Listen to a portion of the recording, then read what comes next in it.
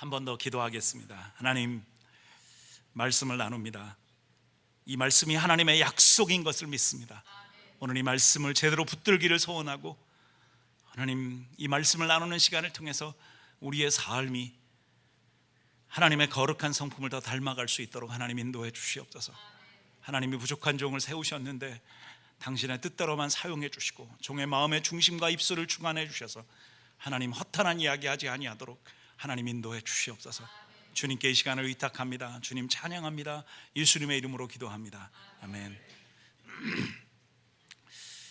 지난 얼마간 동안 한국의 청년 또 대학생들 그 수련회와 또 저희 단체에서 파송한 선교사 대회가 있어서 약 11일 동안 한국을 다녀왔습니다. 첫날 저녁에 공항에 도착해서 청주에 계신 어머님을 이렇게 잠시 뵈러 갔습니다. 근데 들어가자마자 그냥 인사 나누고 의자에 앉았는데 어머님이 이렇게 이야기하십니다. 야, 옆집에 호석이네 엄마가 얼마 전에 돌아가셨다고. 예, 참 옆에 집에 늘 이렇게 같이 지내고 하던, 뭐 어릴 때부터 친구이기도 하고 뭐 같이 진짜 어머님처럼 그렇게 지내던 분인데 돌아가셨다는 겁니다. 근데 또 그분만 돌아가신 게 아니라 바로 그 또 앞에 집에 그 상용이 형이라고 있습니다. 그런데 그 형의 어머님도 얼마 전에 갑자기 화장실에서 그냥 쓰러지신 겁니다. 그리고 지금 무의식 상태로 병원에 입원해 계시다고.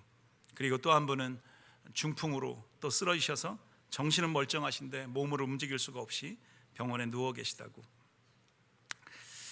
참 마음이 안타까웠습니다. 어머님도 만으로 84세신데 친구분들이 이렇게 주변에서 쓰러지시니까 어머님도 마음이 조금은 이렇게 그러신 것 같았습니다. 어떻게 설명은 잘 못하시지만 그러시면서 이런 이야기를 하십니다. 나는 만약에 내가 이렇게 쓰러지면 절대로 나를 병원으로 데리고 가지 말고 그냥 집에다가 며칠 그냥 그대로 두라고. 왜 그러냐고. 병원에 당연히 가셔야죠. 그랬더니 다들 병원에 가면은 80 넘어서 쓰러지면 그냥 가서 산송장처럼 그냥 누워서 병원에선 산소호흡기 해놓고 약 집어넣고 그래서 호흡만 그냥 연장시켜 놓지 그것처럼 고생시키는 게 없다고. 그러니까 자식들 고생시키고 돈은 돈대로 쓰고. 혹시 의사분들이나 병원 하시는 분 계신지 좀 죄송하지만 의사하고 병원 좋은 일만 시키니까 그냥 집에 놔두라고.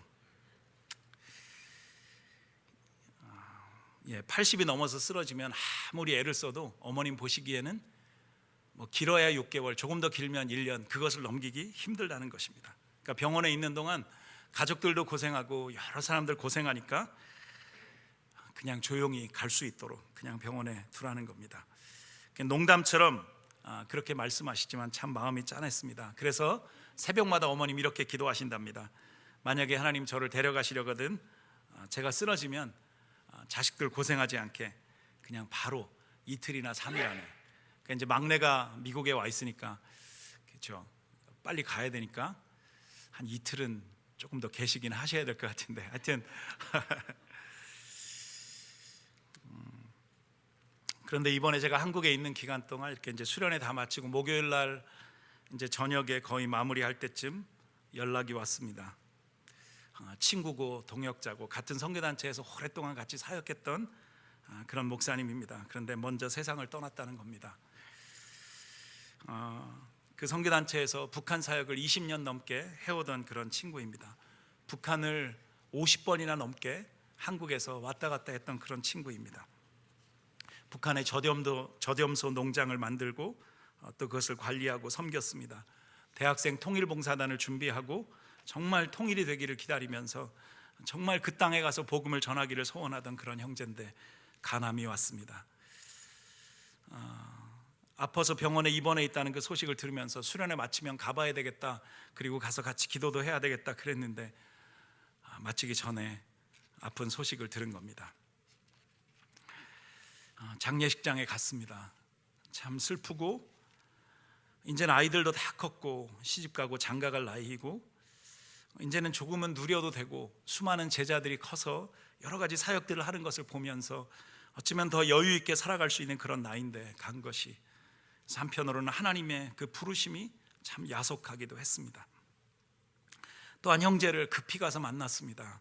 미국에서 이렇게 계속해서 기도하던 형제인데 그 아내가 이렇게 유방암이 걸렸고 그 암 수술을 했지만 그 암세포가 뼈까지 다 번져가지고 참 어찌 해야 될지 여전히 항암 치료도 받고 그러고 있는데, 그래도 가서 만나고 가야 되겠다. 그래서 가서 만났습니다. 같이 기도하면서 참 감사한 것은 그럼에도 불구하고 머리 다 빠져서 이렇게 이제 모자 쓰고 나왔는데, 그래도 여전히 그래도 자기가 하나님 믿기 때문에 소망이 있다고, 목사님 걱정하지 말라고 그렇게 하는 이야기를 들으면서 참 감사하기도 하고 마음도 아프고, 이렇게 기도하면서도 참 이렇게 쉽지 않은 그런 마음이었습니다. 여러분, 오늘 이 말씀, 이런 과정들을 이렇게 보면서 이렇게 전도서 이 3장의 말씀이 떠올랐습니다. 모든 것에는 어쩌면 우리는 다 이해할 수 없지만 하나님의 정하신 때가 있다는 것입니다. 범사에 기한이 있고 천하만사에 때가 있다. 태어날 때가 있으면 죽을 때가 있다는 것입니다. 탈무드에 보면 내 마음대로 할 수 없는 것이 세 가지가 있답니다. 때와 기간과 시간입니다. 세 가지로 구분하지만 다 시간에 관련이 된 것입니다. 오늘 성경에 이야기하는 이 때라고 하는 것, 그것은 어쩌면 기회라고 말할 수도 있습니다. 죽음이라고 하는 것, 어쩌면 평범한 우리 인간의 입장에서 보면 가장 무서운 것입니다. 사람들은 이 죽음 앞에 서는 것이 어쩌면 두렵지 않은 사람들이 없습니다. 힘든 것입니다. 그러나 그것이 무섭고 힘들다고 피할 수가 없습니다. 아무리 돈이 많다라고 해서 이 죽음을 피해갈 수 있는 사람은 아무도 없습니다. 누구라도 통과를 해야 하는 것입니다. 그러나 하나님을 믿는 믿음의 관점에서 보면, 하나님의 관점에서 보면 죽음은 하나님 나라에 대한 새로운 시작입니다. 믿음으로 기다리던 천국에 대한 소망이 실제가 되어지는 그런 기회라고 하는 것입니다. 저는 오늘 여러분 모두가 이 성경에 이야기하는 모든 때, 이 시간, 이것이 여러분 한 분 한 분에게 11절의 말씀처럼 하나님이 모든 것을 지으시되 때를 따라 아름답게 하셨고 또 사람들에게는 영원을 사모하는 마음을 주셨느니라. 제가 다시 한번 읽겠습니다. 하나님이 모든 것을 지으시되 때를 따라 아름답게 하셨다. 여러분, 여러분에게 있는 이 모든 시간들이 하나님이 아름답게 하시는 그런 때가 되기를 간절히 원합니다. 결국은 이런 소망을 가지고 하나님의 때를 따라 사는 사람들에게 하나님은 아름다운 인생, 영원을 사모하는 그런 소망을 가지고 사는, 소망이 넘치는 인생이 되도록 하나님 축복하십니다. 이탈리아에 한 남자가 있었습니다. 6,600만 유로, 그러니까 여기 돈으로 이야기하면 글쎄요, 거의 한 700만 불이 넘는 그런 복권, 로또에 당첨이 된 그런 사람이 있었습니다. 당첨 소식을 듣고 너무 기뻐가지고 자기 집에서 그냥 졸도를 했습니다. 병원으로 실려갔고 2시간 동안 병원에서 치료를 받고 정신이 깼습니다. 일어났습니다. 깨가지고 여러 가지 생각들을 하다가 이 복권, 이 당첨된 이 돈을 어떻게 쓸까를 고민하다가, 그래, 몇 가지 좀 급한 일이 있는데 그걸 좀 하자 먼저. 그래서 딸의 결혼식을 아주 성대하게 치렀습니다. 그리고 그 다음에 이 복권의 돈을 찾으러 갔습니다. 그런데 이야기합니다. 지급기한이 지났습니다. 이제는 무효라는 겁니다. 저는 이런 기회라도 한번 있으면 어떨까. 인생도 행복도 부자가 되는 것도 좋은 순간도 바로 이때 기회를 포착하지 못하면 실패합니다. 인류 역사상 가장 호화로운 삶을 살았던 오늘 이 전도서를 기록한 이 솔로몬은 이렇게 선포합니다. 모든 것이 헛되다. 그러나 인생들에게 하나님을 향해서 하나님 앞에서 선을 행하며 살라고, 어쩌면 하나님을 제대로 믿고 사는 것, 그것만이 가장 소중한 것이라고 선포하고 있습니다. 우리의 인생은 너무도 유한합니다. 너무도 어쩌면 한계가 있습니다. 누구도 그 마지막 때를 알 수가 없습니다. 그러나 하나님은 오늘 우리에게 이 현재를 살게 하시고 이 미래에 대해서 다른 것으로 사는 것이 아니라 소망을 가지고 기대하며 하나님이 이루실 아름다운 것들을 기대하며 살도록 우리의 인생을 이끌어가고 계십니다. 오늘 이 전도서 말씀에는 14가지의 때를 이야기하고 있습니다. 이 때는 기회라고 앞에서도 말씀을 드렸는데, 그리스에는 아주 많은 그런 신들이 있습니다. 그 신들 가운데 기회의 신이라고 하는 것이 있습니다. 이 기회의 신을 만들어 놓은 그 동상, 또 그 그림을 보면 이 앞머리는 무성합니다. 그리고 뒷머리는 대머리입니다. 왜 내 앞머리는 무성하고 내 뒷머리는 대머리인가? 사람들에게 내가 찾아갔을 때 잡기 쉽도록, 그러나 지나가면 잡을 수 없도록 하기 위해서. 여러분, 경제학에서도 기회비용이라고 하는 것이 있습니다. 어떤 선택을 하느냐에 따라서, 어떤 경영 방법을 선택하느냐에 따라서 비용이 달라진다는 것입니다. 여러분, 요즘 이렇게 세대들마다 모이면 하는 이야기들이 다 세대마다 다릅니다. 10대들이 모이면 무슨 이야기 할까요? 연예인들 이야기합니다. 아줌마들이 모이면 무슨 이야기 할까요? 드라마 이야기하죠. 청년 대학생들이 모이면 남자친구, 여자친구 이야기합니다. 그런데 40대 중반을 넘어서 50대 이상이 넘어가면 다 한결같이 모이면 하는 이야기가 있습니다. 뭘 먹어야 오래 사나? 뭘 먹어야 건강해지나? 그런 이야기 하다가 어느 순간에 종합병원이 되고 처방이 나오고 안 낫는다 하다가 어떤 사람은 그 순간에 병이 다 낫기도 하고 처방이 다 나옵니다. 의사보다 더 빠른 결정이 나오기도 합니다. 그런데 이런 생각을 해봅니다.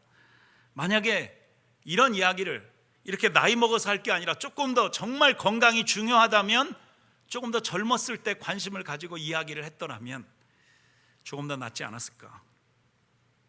어쩌면 늙어서 이런 이야기를 하는 것은 때가 늦은 것입니다. 기회를 놓친 것입니다. 그러나 어찌 생각하면 늦었다고 생각한 그때가 가장 빠른 것일 수도 있습니다. 아리스토텔레스는 인간의 존재의 목적이 행복이라고 이야기했습니다. 그런데 그래서 사람들은 어떻게 하면 더 행복할 수 있을까? 그것을 고민하면서 살아갑니다. 어쩌면 우리도 그것 때문에 살아가고 있다고 해도 과언이 아닙니다. 무엇이 인간을 행복하게 할까? 많은 사람들이 이렇게 이야기합니다. 이 세 가지가 있어야 인간이 행복하다. 첫 번째, 정체성. 그리고 두 번째, 사명. 그리고 날마다 인생의 목적이 필요하다. 인생의 의미가 분명하고 행복을 제대로 발견할 수 있다는 것입니다. 많은 분들이 직장 생활이나 또 비즈니스나 아니면 이렇게 저희처럼 목회 사역이나 선교 사역을 하다가 이렇게 리타이어 하시는 분들을 봅니다. 그런데 리타이어 하시고 많은 분들이요, 건강이 갑자기 안 좋아지시거나 더 힘들어 하시거나 하루하루 이렇게 보내는 것을 너무 힘들어 하시는 분들을 이렇게 봅니다. 왜일까요? 정체성을 잃어버린 겁니다. 목표가 없어진 겁니다. 날마다 의미 있게 무엇인가를 해야 되는데 그것을 잃어버렸다라고 하는 것입니다. 여러분, 우리에게 정체성, 이 소명, 그리고 날마다 우리의 삶의 이 목적, 여러분, 이것은 어쩌면 우리의 인생을 살아가는데 영적인 산소와 같은 것입니다. 빅터 프랭클린이라는 사람이 있었습니다. 오스트리아 빈에서 1900년대 그 초반에 태어났습니다. 유태인이었습니다. 아이슈비츠 수용소에 끌려갔습니다. 그런데 거기서 결론적으로는 아주 가까스로 살아남았던 그런 사람입니다. 아침에도 그와 함께 갔던 그 동족들 1500명 이상이 이미 처형을 당했습니다. 그런데 이 빅터 프랭클린이 그것을 향해서 들어가다가 한 그 건물 벽 틈바구니에서 한 작은 히브리어로 써 있는 글귀를 발견합니다. 거기 보니까 이렇게 써 있습니다. 너는 마음을 다하고 뜻을 다하고 목숨을 다해서 주 너희 하나님을 사랑하라. 빅터 프랭클린이 이 말씀을 보는 순간 소망을 가졌습니다. 하나님을 사랑하는 것. 나는 이제 죽음을 향해서 가는데 그에게 이 하나님이 들어온 것입니다. 그리고 그 말씀을 보면서 어쩌면 살 수 있다는 그 소망을 가졌습니다. 결국은 여러 가지 절차들이 있었지만 이 빅터 프랭클린이 그 죽음에서 살아날 수 있었습니다. 동료들 함께 갔던 90% 이상의 사람들이 그 가스실에 들어가서 죽음을 당하는데 빅터 프랭클린이 살아난 겁니다. 그는 나중에 그 죽음 앞에 섰던 그 심적인 부담감과 그 어려움들, 그것 때문에 심리를 치료하는 그런 의사가 되어집니다. 그리고 그는 의미 치료라고 하는 것, 인생의 그 의미를 발견하는 것이 얼마나 소중한가, 그것을 통해서 사람들이 병들고 지쳤을 때 가장 힘든 그 순간에 이 삶의 의미를 찾으면 어떤 약보다 어떤 치료보다 강력하게 그리고 빠르게 그 질병에서 일어나는 것들을 보면서 그 의미 치료라는 것을 발전시켰습니다.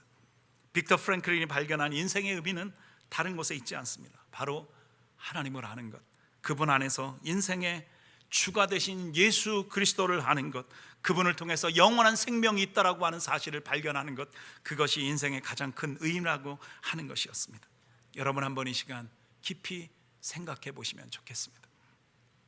나는 누구인가? 나는 누구인가? 무신론자들의 생각은 인간은 그저 우연히 존재하는 것이라고 이야기합니다. 우연히 왔다가 우연히 살다가 우연히 죽는 것이다. 인간은 물질로 이렇게 인간을 물질로 생각해서 이 사람들은 원자와 분자와 그리고 더 하나 애들을 한다면 거기에 DNA로 사람이 만들어져 있다고 그렇게 이야기합니다. 우연히 만들어진 존재. 그래서 인간의 존재의 이유를 이렇게 설명합니다. DNA, 우리의 몸에 있는 그 DNA를 다음 세대에 넘겨주기 위해서 인간이 존재한다고 이야기합니다. 원자와 분자로 구성된 것이 맞습니다. 그러나 그것만으로 인간을 설명할 수 있을까요? 우리 몸 안에, 제가 체격이 어느 정도 있는데 여러분, 저를 꽉 짜면 물이 얼마나 나올까요? 사람의 몸이 최소한 좀 물이 몇 퍼센트죠? 여러분 70%? 물을 짜면 얼마나 나올까요? 제가 오늘 아침에도 샤워하고 체중계 올라가 보니까 제가 아직도 그냥 그 파운드로 안 하고 킬로그램으로 하는데요, 82kg더라고요. 그러니까 70%면 얼마나 될지 모르겠지만 하여튼, 그런데 여러분, 그 물 가지고 제가 샤워 한 번을 할 수 없다는 사실을 아십니까? 제 몸 안에 있는 모든 기름을 다 짜면 평균적으로 사람들의 그 몸 하나에서 비누가 6장 정도, 아주 작은 거 비누 6장 정도 나온답니다. 아마 혹시 저보다 조금 이 베들레헴이 더 두꺼우신 분들은 한두 장 정도 더 나오실 수도 있습니다. 여러분, 우리가 가지고 있는 이 구성성분, 뭐 지방이 몇 퍼센트고 단백질이 몇 퍼센트고, 여러분 그것을 가지고 여러분 인간이 설명이 될 수 있을까요? 인간과 이 염기서열, 이 세포 안에 있는 이 DNA의 그 구조가 가장 비슷한 동물이 침팬지랍니다. 어떤 사람은 연구하니까 그것이 98.5%가 같다, 어떤 사람은 95%가 같다, 그렇게 이야기합니다. 그런데 여러분, 침팬지하고 인간이 같습니까? 98.5%, 95%가 같다고요? 여러분, so what입니다. 여러분, 그게 뭐가 중요합니까? 여러분, 수술아시죠? 석탄도 아시고요, 다이아몬드도 아시죠? 여러분, 구성성분이 다 뭡니까? 카본으로 만들어져 있습니다. 다 똑같은 겁니다. 그렇다고 이것이 숯이, 석탄이, 다이아몬드가 같은 것입니까? 구성성분으로 우리를 이야기할 수 있는 것이 아닙니다. 성경은 우리 가운데 이렇게 가르칩니다. 우리는 하나님이 흙으로 우리를 빚어서 만들었다고 설명하고 있습니다. 그러나 그것이 끝이 아니라 흙으로 만든 그 인간에게 하나님은 우리에게 그의 생기, 그것을 불어넣어 주셨습니다. 우리를 살아있는 하나님의 영으로 살아갈 수 있도록 우리 인생에 하나님은 생기를 불어넣어 주셨습니다. 여러분, 그 생기는 어떤 것입니까? 영원히 사는 것입니다. 하나님의 거룩한 성품입니다. 이 땅을 정복하고 능력 있고 생육하고 번성하며 사는 그 능력, 그것을 하나님은 우리 가운데 불어넣어 주신 것입니다. 여러분과 저는 영적인 존재들입니다. 하나님의 성품을 가진 사람들입니다. 하나님의 영이 함께하고 있는 그런 사람들이라고 하는 것입니다. 우리는 결코 우연히 살다가 그럭저럭 살다가 우연히 죽어갈 그런 존재가 아니라고 하는 것입니다. 우리가 만약에 우연히 살다가 우연히 죽어가는 존재라면 어쩌면 우리의 삶의 방식과 태도는 정말 많이 달라졌을 것입니다. 우리의 인생이 아무런 의미도 없다면 우리도 어쩌면 저 개나 돼지나 소들처럼 저 정말 무엇인지 알지 못하고 그렇게 살아가는 그런 동물들처럼 그렇게 살아갔을 것입니다. 여러분, 오늘 본문의 말씀 다시 한번 읽어보겠습니다. 이 고린도전서 3장 11절, 우리에게는 하나님이 때를 따라 아름답게 하시는, 그리고 영혼에 대한 소망을 가지고 살아가게 하셨다라고 하는 것입니다. 하나님 없이는 우리 인생에 어떤 해답도 찾을 수가 없습니다. 하나님 없이는 우리 인생에 어떤 의미도, 진정한 의미도 찾을 수가 없다라고 하는 것입니다. 조금 전에 빅터 프랭클린이라고 하는 사람의 이야기를 했습니다. 아이슈비츠에서 있었던 그 일. 여러분, 아이슈비츠의 그 수용소에 가스실을 누가 만들었을까요? 여러분, 사람들이 만들었습니다. 여러분, 그리고 그 가스실을 만들고 그 가스실에 들어갔던, 누가 들어갔습니까? 사람들이 들어갔습니다. 참 아이러니하죠. 그 죽음을 만들어 놓고 그 죽음에 들어가는 것입니다. 여러분, 그 수용소에 들어가면서 모든 사람들이 죽음을 두려워합니다. 그래서 어떤 사람들은 신앙을 부인합니다. 그런데 더 놀라운 것이 있습니다. 여러분, 초대교회 당시에 그 콜로세움 경기장에 수많은 그리스도인들을 모았습니다. 그리고 네가 예수를 부인하면 살려주겠다고 하는 그 앞에서, 어쩌면 이 아이슈비츠 그 수용소에서 예수를 부인하면 살려주겠다고 하는데, 여러분, 신앙을 부인한 사람들이 많을까요? 아니면 끝까지 신앙을 지켰던 사람들이 많을까요?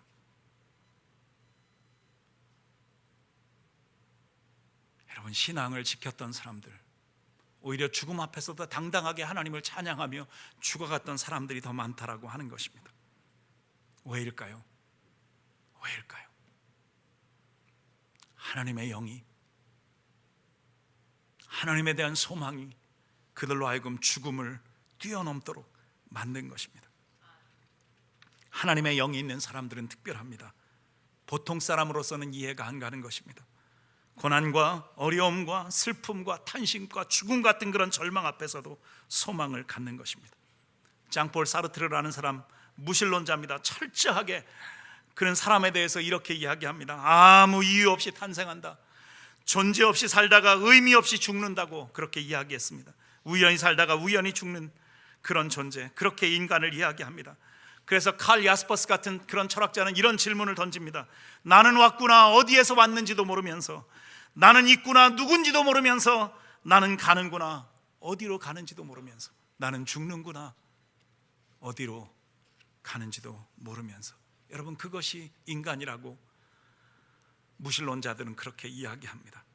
그러나 오늘 저는 여러분 한 분 한 분을 이 교회에 예배하기 위해서 하나님을 찾아서 정말 영적인 소망이 있는 곳을 찾아서 나오신 여러분 한 분 한 분을 하나님의 거룩한 보좌, 영원한 생명이 있는 곳으로 여러분들을 초대하고 싶습니다. 하나님은 여전히 여러분 한 분 한 분을 사랑하십니다. 여러분 한 분 한 분을 향해서 하나님은 여전히 놀라운 계획을 가지고 계십니다. 하나님은 여러분을 우연의 존재가 아니라 하나님의 성품을 가진 필연의 존재로, 정말 꼭 필요한 존재로 하나님이 여러분들을 만드셨다라고 하는 것입니다. 영적인 의미를 가지고 살도록, 하나님 안에서만 발견되어지는 생명과 사랑과 행복과 인생의 참된 의미, 가치, 그것을 알고 살아가도록 하나님은 여러분들을 만드셨다라고 하는 것입니다. 물론 아담과 하와의 범죄로부터 이어진 여전히 죄악 가운데 있는 우리의 모습으로는 어쩌면 그것을 다 알아갈 수는 없지만, 그러나 회개하며 우리를 위해서 피 흘려 죽으신 예수 그리스도를 믿고 그분을 통해서 하나님 앞에 나아갈 때 우리는 그 진정한 의미들을 깨달을 수 있습니다. 하나님은 오늘 우리에게 새로운 기회를 주고 계십니다. 모든 삶의 여정을 통해서 더 깊이 우리로 하여금 하나님을 알아가기를 원하십니다. 하나님은 특별히 우리와 새로운 관계를 맺어가기를 소원하시고, 우리로 하여금 하나님과 새로운 관계를 맺어갈 수 있도록 예수 그리스도를 보내어 주셨습니다. 그러나 여러분, 사탄은 이 땅에서 우리가 날마다 겪고 있는 이 죄악의 문제들은 우리로 하여금 하나님을 생각하는 것을 못하게 합니다.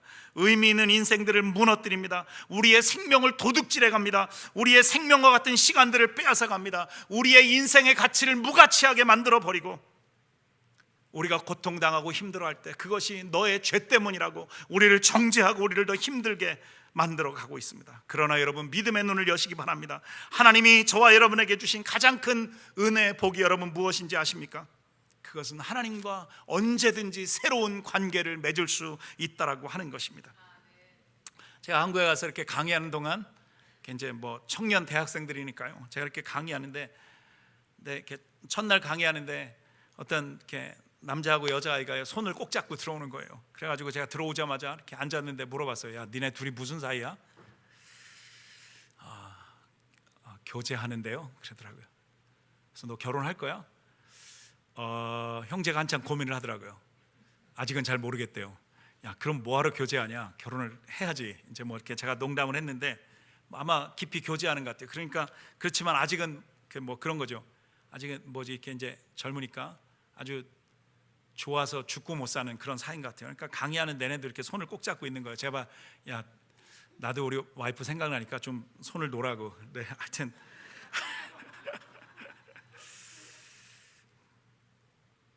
여러분, 그런데요, 만나면 뭐가 이루어집니까? 교제가 이루어져죠. 관계가 성숙해져 가야죠. 그런데 많은 사람들이 하나님을 만나긴 만났어요. 예배도 드려와요, 찬양도 드리고, 그런데 하나님과의 관계가 발전하지 못하고 있는 겁니다. 혹이라도 여러분 가운데 하나님을 만나긴 한 것 같은데, 하나님에 대해서 내가 공부는 하고 있는 것 같은데, 아직도 하나님은 멀기만 하고 하나님과 친밀하지 못하고 하나님에게 마음껏 이야기하지 못하고, 때로는 예배 드리는 것이 불편하고 찬양 드리는 것이 불편하고, 여러분, 그러나 오늘 하나님과 친밀해질 수 있는 이 기회, 이 가장 아름다운 때, 여러분의 인생을 때를 따라 아름답게 하시는 그 하나님을 여러분들이 만날 수 있기를 간절히 원합니다. 어느 날 예수님이 가이사에게 세금을 바치는 것이 옳으냐 아니면 옳지 않느냐 그런 질문을 하는 사람들에게 동전을 가지고 오라고 이야기하고 그곳에 가이사의 얼굴을 보여주면서 가이사의 것은 가이사에게, 하나님의 것은 하나님에게. 여러분, 하나님이 우리를 창조하셨다면, 여러분, 우리가 하나님 앞에 무엇인가 드려야 할 것이 있다라고 하는 것입니다. 하나님은 우리에게서 다른 것을 받는 것을 원하시는 것이 아니라 우리가 하나님 앞에 제대로 사랑을 드리기를, 그분이 우리를 위해서 사랑을 나누어 주셨던 것처럼 우리의 사랑을 그분도 받으시기를 소원하신다라고 하는 것입니다. 두 번째 날도 제가 이렇게 한국에서 강의하는데 또 커플이 들어왔습니다. 그래서 이번에도 또 물어봤습니다. 둘이 무슨 사이야? 그랬더니 이번에는요, 이 남자친구가 이렇게 이야기합니다. 502일째입니다. 그러니까 다른 말 필요 없다는 거예요. 자기는 지금 502일째 이 자매랑 교제하고 있다는 거예요. 이번에도 또 손을 꼭 잡고 있습니다. 제가 거기서는 이렇게 결혼하겠냐 안 하겠냐 이런 거 물어보지 않았습니다. 근데 502일째라고 딱 이야기하는데 오래 가겠구나. 근데 뭐 모르죠. 사실은 또 어떻게 될지는. 그렇지만 이 친구의 그 대답만으로도 하루하루가 의미가 있다는 겁니다. 502일을 세고 있는. 그렇죠. 저희 때는 그런 거 날짜 이런 거 세고 뭐 몇 년 됐냐 이런 것도, 지금 여러분 가운데 진짜 이렇게 남자분들 특히 내가 결혼을 몇 년 했는지, 아직도 결혼기념일이 언젠지 목숨을 내놓고 사시는 분들 계신데, 여러분 젊은 애들한테 좀 배우시면 좋겠습니다. 한번 그냥 이번에 이렇게 집에 가셔서 나는 며칠을 같이 살았나 한번 이렇게 좀 계산을, 이렇게 몇 년보다는 이렇게 젊은 아이들은 이제 며칠, 502일 그러니까 사실 한 1년 반 된 거잖아요. 근데 그거보다 502일 그러니까 훨씬 더 친밀하게 여러분 이렇게 생각하는가 봅니다. 한번 여러분들도 한번 계산해 보셔가지고 몇 천일 정도 된 것 같다 뭐 이렇게 다음 주에 한번 저에게 숙제를 내주시면 좋겠습니다. 그런데 여러분, 관계가 502일 동안 날마다 깊어져 가고 있는 거겠죠. 여러분, 하나님은 저와 여러분들을 사랑하셔서 그분의 책임을 다하셨습니다. 우리의 죄 때문에 그의 아들 예수 그리스도를 내어 주셨습니다. 우리의 죄 때문에 우리의 죄값을 친히 담당하시기 위해서, 그리고 우리에게 새로운 생명, 새로운 기회, 그것을 주시기 위해서 당신이 목숨을 버리신 것입니다. 이제는 우리가 그분께 우리의 인생을 맡기고 우리의 사랑을 드리며 나아갈 그런 책임이 있습니다. 여러분, 인생의 모든 어쩌면 여러 가지 질문들이 우리 가운데 있습니다. 그러나 그 질문들의 진정한 해답은 하나님을 믿느냐 안 믿느냐에 따라서 달라질 수 있습니다. 의미 있는 인생을 사느냐 못 사느냐, 그것의 문제는 바로 우리의 믿음에 달려 있다라고 하는 것입니다. 우리는 가끔 이런 착각을 합니다. 인생은 내가 생각한 대로, 내가 꿈꾸는 대로 살아야 되는 거야. 내가 바라는 대로 자식들 낳고, 내가 바라는 대로 돈도 벌어야 되고, 내가 바라는 대로 뭔가 누려야 되고. 그러나 여러분, 그런 인생, 그것은 질서가 없습니다. 미움과 시기와 질투와 배신과 악독한 것들과 여러분 그런 욕심으로 가득 찬 것, 그런 것들밖에는 만들 수가 없다라고 하는 것입니다. 우리 인간은 한계가 있고 내 욕심으로 가득 차 있기 때문에, 그러나 하나님이 원하시는 인생을 살 때 우리에게는 새로운 질서가 생길 수 있습니다. 이 땅이 거룩해질 수 있습니다. 세상이 바뀔 수 있습니다. 새로운 관계들이 시작할 수 있고, 사랑과 용서와 진정한 하나님의 나라가 이 땅에 만들어질 수 있다라고 하는 것입니다. 여러분, 아직도 하나님을 보이지 않는다고 의심하십니까? 여전히 혹여라도 여러분 하나님을 증명해 보라고 목사님께 아니면 옆 주변의 분들에게 요청하고 계십니까? 여러분, 어떤 과학자가 이런 이야기를 합니다. 세상에 증명할 수 있는 것은 시시한 것들이다. 오히려 어쩌면 이 과학적으로 모든 것들이 증명되어져야 되는 그 과학의 깊은 곳에 들어가 보면 가설이 너무 많다라고 하는 것입니다. 그 가설이 없이는 증명할 수 있는 것들이 없다라고 하는 것입니다. 보이지 않는 것인데 어쩌면 과학도 믿음이라고 하는 것이 기반이라고 하는 것입니다. 여러분, 정작 중요한 것, 생명과 같은 것은 보이지가 않습니다. 증명할 수가 없습니다. 중요한 것은 믿음의 문제라고 하는 것입니다. 우리가 믿음을 가질 때 우리가 우연이라고 생각했던 것들이 하나님 안에서 때를 따라서 아름답게 하시는 하나님의 은혜를 제대로 알 수가 있다라고 하는 것입니다. 여러분, 아직도 여러분이 미국에 온 것이 우연이라고 생각하십니까? 이 아름다운 교회 와서 예배를 드리는 것이 우연이라고 생각하십니까? 누구를 만나는 것이, 여러분의 자녀들이 그렇게 태어난 것이 우연이라고 생각하십니까? 여러분이 겪고 있는 슬픔과 좌절과 아픔과 상처들이 우연이라고 생각하십니까? 아닙니다. 하나님은 그 모든 것들을 통해서 여러분의 인생을 아름답게 만들어가고 계시다라고 하는 것입니다. 어쩌면 우리는 우리의 평생 동안 이 모든 것들을 하나님이 없는 상태에서 공부를 했습니다. 어릴 때부터, 초등학교 다닐 때부터, 중학교 다니고 고등학교 다니고 대학교 다니고, 여러분들 대학원을 공부하고 박사학위를 가지고 계신 분들도 있을 것입니다. 그러나 세상의 그 모든 학문 속에는 하나님이 없었습니다. 그래서 진화론을 기본으로 해서 그냥 어쩌면 아까 이야기했던 그런 철학자들의, 어쩌면 무신론자들의 그런 이야기들이 우리 속에 아주 뼛속 깊이 박혀 있는지 모릅니다. 그러나 너무 감사한 것은 이제라도 여러분들이 교회에 와서 세상의 관점이 아니라 여러분들이 경험해온 인간적인 관점에서가 아니라 하나님의 관점으로, 하나님을 중심으로 이 영적인 세계를 바라볼 수 있는 기회를 하나님이 주셨다는 것이 얼마나 감사인지 모르겠습니다. 그러나 오늘 저는 여러분에게는 이 관점이 완전하게 바뀔 수 있는 그런 역사가 있기를 간절히 소원합니다. 그것은 여러분의 결단과 여러분의 삶을 드리는 헌신, 여러분의 제대로 된 하나님 앞에서의 선택이 있을 때 그것이 가능하다라고 하는 것입니다. C.S. 루이스라고 하는 사람이 이런 이야기를 합니다. 사람에게는 설명할 수 없는 희미한 갈망이 있다. 하나님에 대한 갈망이 있다. 그리고 성 어거스틴은 이런 이야기를 합니다. 모든 사람에게는 하나님만이 채울 수 있는 공간이, 영적인 공간이 있다. 어떤 것으로도 만족할 수 없는 하나님만이 채워야 되는 영적인 공간이 있다라고 하는 것입니다. 여러분, 우리의 인사 속에도 하나님, 그분이 있다는 사실을 아십니까? 우리가 스페니쉬로 아디오스, 여러분 이것은 신에게 맡기라고 하는 것입니다. 너의 모든 일을. 우리가 안녕하냐, 우리가 샬롬 이렇게 인사합니다. 그 평안, 여러분 사람의 평안이 아니라 하나님의 평안이 너희 가운데, 당신 가운데 함께하기를 원하는 그런 인사입니다. 우리가 굿바이라고 인사하는데 이것은 God be with you라고 하는 것입니다. 하나님이 당신과 함께하기를 원한다. 여러분, 사도 바울은 로마서 12장 2절을 통해서 오늘 우리 가운데 이렇게 선포합니다. 너희는 이 세대를 본받지 말라고, 그리고 오직 마음을 새롭게 함으로 변화를 받아 하나님의 선하시고 기뻐하시고 온전하신 뜻이 무엇인지 분별하도록 하라.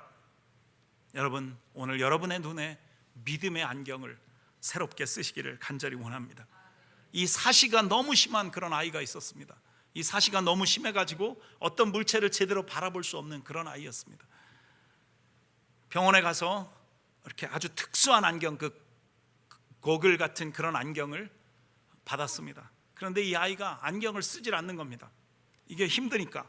그래서 이 부모가요 아주 꽉 잡고 이 안경을 억지로 딱 씌웠습니다. 그런데 이 아이가 안경을 쓰는 순간에 무엇인가를 바라보고 소리를 지릅니다. 떡떡! 개가 지나간다는 겁니다. 지금까지는 볼 수 없었는데 이 사실을 교정하는 그 안경을 쓴 그 순간부터 보이지 않던 것들이 이 아이에게 보이는 겁니다. 이제는 안경을 벗지 않습니다.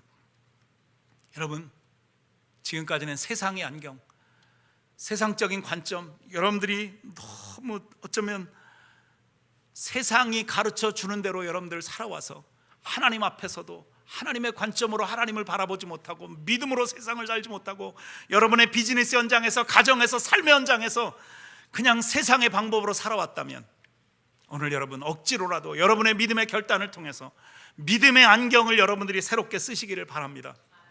여러분, 우리가 얼마나 유한한 존재인가요? 얼마나 한계가 있을까요? 어떤 언어학자가 이런 이야기를 합니다. 사람이 얼마나 한계가 있는가? 사람의 언어를 가지고 수많은 책들과 정말 많은 것들이 나왔지만 이분이 이런 이야기를 합니다. 아침에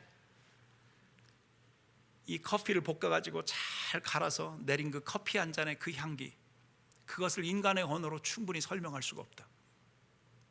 여기 이렇게 보니까 저도 커피를 좋아하는데요, 진짜 그런 것 같아요. 그 향기를 어떻게 설명하겠어요? 여러분, 하나님이 여러분에게 인생이라고 하는 것 선물로 주셨습니다. 여러분, 이 선물을 아무렇게나 쓰시겠습니까? 여러분에게 생각할 수 있는 깊은 이성의 선물을 주셨어요. 여러분에게 무엇인가 선택하고 결정할 수 있는 그런 선물을 하나님이 여러분에게 주셨어요. 여러분 세상의 방법으로 이것을 사용하시겠습니까? 아니면 하나님의 방법, 거룩하게 사는 것을 위해서 여러분 이것을 사용하시겠습니까? 여러분 이것을 다른 사람이 해주지 않아요. 여러분이 선택하고 결정해야 되는 거예요. 여러분 전도서 3장 여기에 우리의 인생에는 이 때가 있다라고 다시 한번 설명하고 있습니다. 오늘 이 교회를 나서기 전에 저는 여러분에게 새로운 믿음의 관점이 생기기를, 그리고 여러분의 인생의 가장 아름다운 것, 그것을 발견할 수 있기를 간절히 원합니다. 여러분은 하나님의 형상을 따라서 만들어졌습니다. 하나님과 관계를 맺어야 여러분의 인생이 의미가 있습니다. 이 관계 없이는, 하나님과의 관계가 없이는 우리의 인생이 어떻게도 설명이 될 수가 없습니다. 오늘 우리는 이렇게 매달 갖는 성찬식을 준비하고 이 성찬식을 갖습니다. 여러분 이 성찬은 왜 주님께서 이 성찬을 제정하시고 이 제자들과 마지막 만찬, 그가 십자가에 달려 죽으시기 전에 여러분 그 마지막 날 밤을 보내시면서 무엇 때문에 이 성찬을 가지셨을까요? 여러분 그것은 이 제자들로 하여금 진짜 지금까지는 어쩌면 여전히 너희들의 생각대로 살아왔지만 이제는 내가 너를 위해서 나의 몸을 내어주고 내 피를 내어주고, 그래서 이제는 너희가 이것을 끝까지 증거하는 하나님의 사람들로 거룩하게, 그리고 이 땅에 오고 오는 세대가 하나님의 복음 앞에 새롭게 도전하며 살아갈 수 있도록 하기 위해서 이 성찬을 주님이 베푸신 것입니다. 오늘 예수님의 십자가를 여러분이 다시 생각할 수 있기를 원합니다. 여러분을 위해서 목숨을 내어주신 그 사랑 앞에 부끄럽지 않게 이 성찬 앞에, 이 은혜 앞에 우리가 설 수 있기를, 그래서 우리가 다시 한번 주님과의 새로운 관계를 세워갈 수 있기를 간절히 원합니다. 여러분 가운데 별 사람이 다 있을 것입니다. 지금 실패하고 무엇인가 두려워하는 분들로 있을 것입니다. 여러분 가운데는 성공하고 혹여라도 자만에 빠져 있는 분들로 계신지 모릅니다. 어쩌면 여러분의 외모나 이런 것들 때문에 컴플렉스에 걸려가지고 너무도 부정적인 생각으로 가득 차 있는 분들로 계실지 모릅니다. 어떤 질병 때문에, 가정의 어떤 문제들 때문에 두려워하고 어찌해야 될지, 어쩌면 유학 와서 어떻게 살고 어떻게 하는 것이 정말 좋을지, 뭔가 보이지 않는 그 미래들 때문에 두려워하고 계신 분들로 여러분 가운데 계신지 모릅니다. 그러나 여러분 어떤 문제라도 그것보다 크신 하나님 앞에 여러분의 문제들을 들고 하나님 앞에 나오시면 좋겠습니다. 여러분 시편 139편에 여호와여 주께서 나를 살펴보셨으므로 나를 아시나이다. 여러분 하나님이 여러분들을 알고 계십니다. 주께서 내 앉고 일어섬을 하시고 멀리서도 나의 생각을 밝게 하시오며, 여러분 하나님은 여러분들을 살피고 계십니다. 나의 모든 길과 내가 눕는 것을 살펴보셨으므로 나의 모든 행위를 익히 하시오니 여호와여 내 혀의 말을 알지 못하시는 것이 하나도 없으시니이다. 주께서 나의 앞뒤를 둘러싸시고 내게 안수하셨나이다. 이 지식이 내게 너무 기이하니 높아서 내가 능히 미치지 못하나이다. 내가 주의 영을 떠나 어디로 가며 주의 앞에서 어디로 피하리이까. 여러분 하나님이 여기 계십니다. 여기 139편 14절은 이렇게 선포하고 있습니다. 내가 주께 감사하오면 나를 지으심이 심히 신묘막측하심이라. 여러분 같이 한번 읽겠습니다. 시작. 내가 주께 감사하오면 나를 지으심이 신묘막측하심이라. 주의 행사가 기이함을 내 영혼이 잘 아나이다. 여러분의 영이 이 다윗처럼 깨어날 때 하나님을 알아갈 수 있습니다. 새로운 것이 여러분에게 보여줄 수 있다라고 하는 것입니다. 여러분의 모습이 지금 어떠하든 하나님은 여러분 한 분 한 분을 너무도 존귀하게 만드셨습니다. 우리가 지난번에 고 목사님 메시지를 들으면서 하나님이 왜 우리를 사랑하시는가? 여러분 하나님의 존재는, 하나님은 사랑이시라. 그분의 전 존재로 우리를 사랑하십니다. 그 사랑이 우리에게 있다면 어쩌면 우리가 가지고 있는 미움과 배신과 아픔들까지도 뛰어넘을 수 있다는 사실을 여러분 아십니까? 여러분 스바냐 3장 17절이 이렇게 기록하고 선포합니다. 너희 하나님 여호와가 너의 가운데 계시니 그는 구원을 베푸실 전능자시라. 그가 너로 말미암아 기쁨을 이기지 못하시며 너를 잠잠히 사랑하시며 너로 말미암아 즐거이 부르며 기뻐하시리라 하리라. 지금이 여러분의 인생이 가장 아름다워질 수 있는 하나님의 때입니다. 하나님의 시간 속에 여러분이 있다는 것을 기억하시기 바랍니다. 오늘 이 성찬에 참여하면서 저는 여러분 안에 새로운 결단이 있기를 간절히 원합니다. 우리 같이 한번 조용히 머리를 숙이고 두 눈을 감겠습니다. 그리고 정말 정직하게 여러분의 인생을 포기했다면 아무것도 하지 않으셔도 좋습니다. 그러나 여러분의 인생을 다시 한번 의미 있게 제대로 꿈을 가지고 소망을 가지고 살기를 소원하신다면 여러분 한번 조용히 가슴에 손을 얹고 나는 제대로 된 인생, 나는 제대로 나를 아름답게 만들어 가시는 그 하나님의 은혜, 정말 믿음의 안경을 끼고 하나님을 바라보는가, 아니면 두려움의 안경을 끼고 이 세상을